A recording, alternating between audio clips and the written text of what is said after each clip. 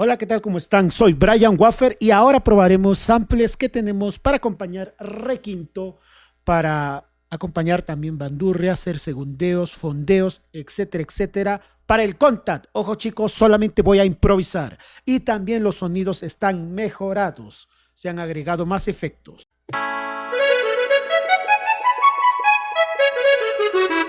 Es un acordeón, luego viene el brass.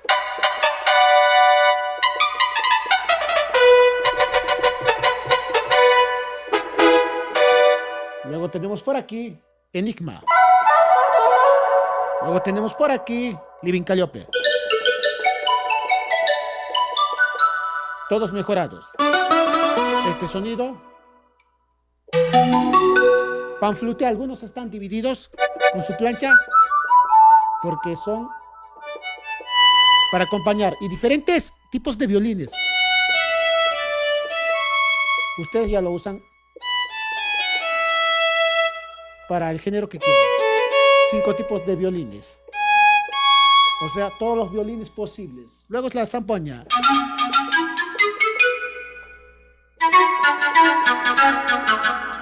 Zampoña más flute.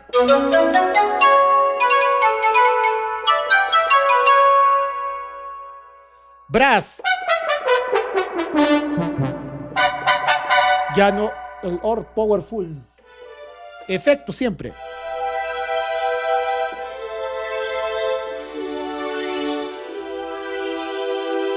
Sonidos. Tubitos. Hay 2 leg pressure aquí. Están divididos. Este sonido también. Square. Tubo.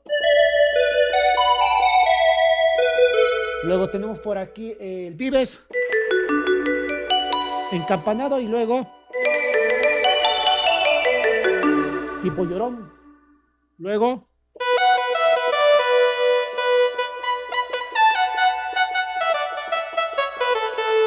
ese show de la Roland.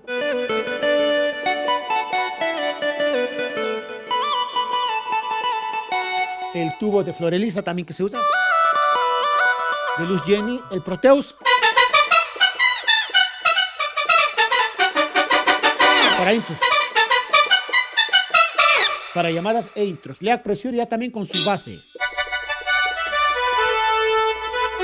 2 Lead Pressure tiene. Luego tubo genio. Son sonidos principales que se usan en este género de acompañamiento.